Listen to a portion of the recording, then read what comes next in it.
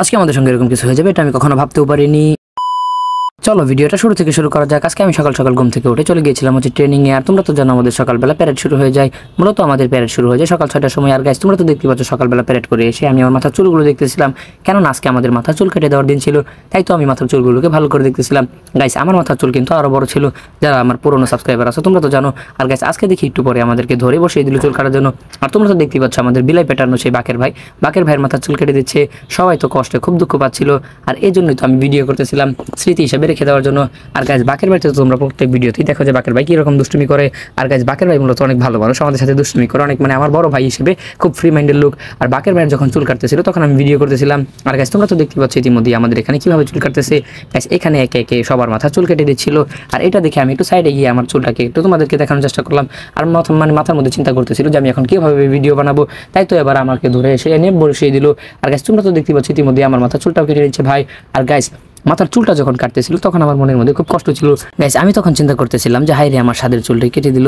কিন্তু গাইস আমার চুলগুলো আরও বড় ছিল, তাই তো আমি ওই চুলগুলো খাটো করে এসেছিলাম। কিন্তু যতটুকু খাটো করেছিলাম তা হয় না, ডিফেন্সে নাকি আরও চুল আরও খাটো করতে হয়। এর জন্য তো তারা ধরে আমাকে আমার চুলগুলো কেটে দিচ্ছে। গাইস এইগুলো তো বাকের ভাই ভিডিও করতেছিল। আর বাকের ভাই তো ক্যামেরার সামনে এসে হাসি ঠাট্টা করা শুরু করে দিল। আর গাইস ক্যামেরার সামনে এসে হাসি ঠাট্টা করার পর আবারও আমার সাথে মানে একটু দুষ্টুমি করতেছে। আর আমি তো গাইস কষ্টে মাথা নিচের দিকে তাকিয়ে নিলাম। আর এখানে যেভাবে চুল কাটতেছে হঠাৎ করে মনে পড়ে গেল আমার বড় ভাই ফাহিমের কথা। মূলত গাইস আমি চুল কাটি হচ্ছে আমাদের এলাকার জয়নাবাজার এলাকায় যে ফাহিম ভাই আছে ওনার কাছ থেকে। আর এখানে যখন চুল কাটতেছিল তখন আমি বারবার বলতেছিলাম যে এখানে হয়তো ফাহিম ভাই থাকলে চুলটা আরও ভালো করে কেটে দিত। আর গাইস এখানে তো আর ভালো আর খারাপ হয় না কোনো মতন এসে, মানে মেশিনটা মেরে দিয়ে তাহলে তারপরে সব কিছু শেষ করে দেয়। আর বাকের ভাই তো এখানে মানে দাঁড়িয়ে স্টাইল মারতেছিল। তারপর আমি হঠাৎ করে ক্যামেরার সামনে চলে আসলাম। আর গাইস দেখতেই পাচ্ছ আমাকে টাক মাথায় কেমন লাগছে। আর গাইস তোমরা তাড়াতাড়ি কমেন্ট করো টাক মাথায় আমাকে কেমন দেখা যাচ্ছে। আর বাকের ভাই তো এদিকে ক্যামেরাতে গিয়ে হাই দেখিয়ে দিল। আর সে মূলত মাথাটা ধুয়ে এসে এখানে পানির নিচে ঠান্ডা করতেছে।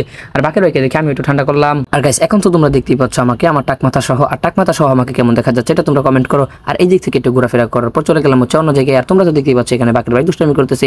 আর বাকের ভাইয়ের দুষ্টমি দেখতে দেখতে আমরা চলে গেলাম হচ্ছে বাহিরে। আর গাইস বাহিরে চাচা কি করতেছে তোমরা নিজেরাই দেখো। আপনি এখানে কি করছেন চাচা? এখানে এই যে আমরা মোবাইল নিয়ে ক্যামেরার সামনে, এই যে চাচা, এই চাচার গেটআপ। চাচা এখানে বড়ি দেখাচ্ছে, বড়ি।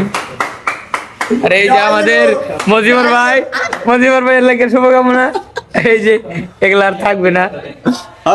গাইস তারপর আমি একটা শর্ট ভিডিও বানিয়েছিলাম আর সেই ভিডিওটা আমি তোমাদের সামনে দেখানোর চেষ্টা করতেছি। আর তোমরা তো দেখতেই পাচ্ছ যে মধ্যে আমার মাথাটা টাক করে দিল।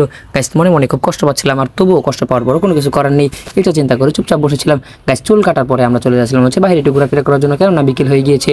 আর তোমরা তো দেখতে পাচ্ছ ইতিমধ্যে আমি হাফ প্যান্ট পরে আর একটা টি শার্ট পরে আমরা আমাদের ক্যাম্প থেকে বাইরে চলে আসলাম। আর এখানে তো তোমরা দেখতেই পাচ্ছ যে আমাদের ক্যাম্পটা কত সুন্দর। আমাদের ক্যাম্প থেকে বাইরে বের হয়ে আমরা চলে যাচ্ছিলাম হচ্ছে গাজীপুর বাওয়াল রাজবাড়ির উদ্দেশ্যে। আর গাইস তোমরা তো দেখতেই পাচ্ছ বাওয়াল রাজবাড়ির উদ্দেশ্যে চলে যাওয়ার পরেই হঠাৎ করে আমার বন্ধু রিফাত আসলো। আর আমার বন্ধু রিফাত বললো সে নাকি টাকা তুলবে, তাই তো আমি তাকে নিয়ে রাজবাড়ির পাশ দিয়ে চলে যাচ্ছিলাম হচ্ছে আমাদের অস্ত্রনাগারের পাশে। আর গাইস এখন তোমরা যেটাকে দেখতে পাচ্ছ সেটা হচ্ছে গাজীপুরের যে পুরাতন জেলখানা বলে সেটাই, মানে যেটাকে বলা হয় যে পুরাতন জেলখানা, এটাই হচ্ছে আমাদের অস্ত্রাগার। আর আমরা অস্ত্রগারের সামনে দিয়ে ঘোরাফেরা করে তারপর আমরা চলে যাচ্ছিলাম হচ্ছে বিকাশে টাকা তোলার জন্য। আর গাইস তোমরা তো দেখতেই পাচ্ছ রাস্তার মধ্যে কত যানজট থাকে। আর আমরা এই দিক থেকে একটু ঘোরাফেরা করার পর তারপর আমরা চলে যাচ্ছিলাম হচ্ছে আমাদের যে কাঙ্ক্ষিত দোকানে। আর গাইস তোমরা তো দেখতেই পাচ্ছ আমরা কীভাবে যাচ্ছি। আর আমাদের তো মূলত কোনো ক্যামেরা স্ট্যান্ড নেই বা ক্যামেরা ধরার কোনো লোক নেই, কারণ আমি ট্রেনিং এসেছি, এখানে আমার কোনো ক্যামেরা ধরার লোক নেই। আর এই দোকানে কত সুন্দর সুন্দর কিউট চকলেট তোমরা তো দেখতেই পাচ্ছ। আর গাইস আমাদের মূলত চকলেট খাওয়া নিষেধ, তাই খেতে পারলাম না। আর এই দিক থেকে একটু ঘোরাফেরা করার পর তারপর আমরা আবারও আমাদের কাঙ্ক্ষিত উদ্দেশ্যে রওনা দিয়ে দিলাম। আর গাইস তারপরে আমার বন্ধু রিফাত হঠাৎ করে বললো সে নাকি বাওয়াল রাজবাড়ি মাঠে একটু বসবে।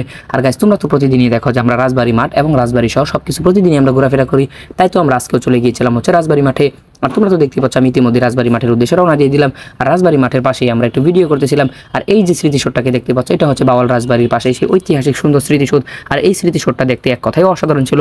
আমি তো মনে করে নিয়েছিলাম যে এটা হয়তো জাতীয় স্মৃতিসৌধ, কিন্তু না, এটা হচ্ছে আমাদের গাজীপুর জেলার স্মৃতিসৌধ। আর এই স্মৃতিসৌধের পাশে একটু ঘোরাফেরা করার পর আমার বন্ধু রিফাত একটু স্টাইল মেরে দাঁড়িয়ে রইলো। আর গাইস তোমরা তো দেখতে পাচ্ছ রিফাত কীভাবে ভেঙেটে একদম চুরমার হয়ে গিয়েছে। মূলত রিফাতের গার্লফ্রেন্ড মনে হয় রিফাতকে সেকা দিয়েছে, এই জন্য আমার বন্ধু রিফাত এইভাবে তারা বেকা হয়ে আছে। আর রিফাতকে একটু ভিডিও করে তারপর আমরা চলে গেলাম হচ্ছে সেই রাজবাড়ি মাঠে। আর গাইস এইখানে হচ্ছে সব থেকে সুন্দর একটা বিষয়, তোমরা তো এখানে দেখতে পাচ্ছ এখানে অনেকগুলো দোকান দেখা যাচ্ছে গাইস। এখানে মূলত প্রতিদিন বিকালের পরে এখানে দোকানপাট বসে।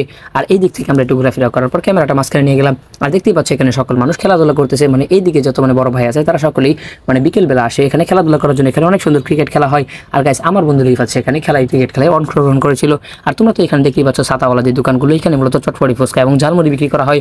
আর এইখানের চটপটি ফুচকা এবং ঝালমুড়ি এক কথায় অসাধারণ। আর সব দোকানেরগুলো তো আর অসাধারণ না, কিছু কিছু দোকানেরগুলো অসাধারণ ভালো লাগে। এবার আমরা রওনা দিয়ে দিলাম আমাদের ক্যাম্পের উদ্দেশ্যে। আর তোমরা তো দেখতেই পাচ্ছ আমি ইতিমধ্যে রাজবাড়ি যে মাঠটা আছে ওইটা আমি তোমাদেরকে ঘুরিয়ে দেখানোর চেষ্টা করেছিলাম।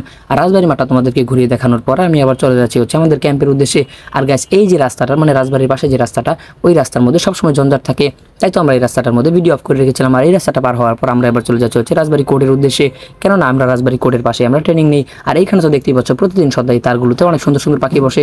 আর এখানে পাখির ডাকগুলো এক কথায় অসাধারণ, মানে মনোমুগ্ধকর যে শব্দগুলো সেইগুলো হচ্ছে এখানে পাখির ডাক। আর তোমরা তো দেখতেই পাচ্ছ আমরা ইতিমধ্যে রাজবাড়ি যে হাইকোর্ট আছে ওই কোর্টের সামনে চলে আসলাম। আর এই দিক থেকে আমরা মূলত যাই হচ্ছে আমাদের ক্যাম্পে। আর গাইস তোমরা তো দেখতেই পাচ্ছ ইতিমধ্যে আমি আমাদের ক্যাম্পের কাছাকাছি চলে আসলাম। গাইস দেখতেই পাচ্ছ আমি ইতিমধ্যে চলে এসেছি। আর এইদিকে এক ভাই দেখাচ্ছে hi and tata good bye. ভিডিওতে লাইক কমেন্ট এন্ড সাবস্ক্রাইব না করলে বউ কপালে নাই আর মেয়েদের জামাই।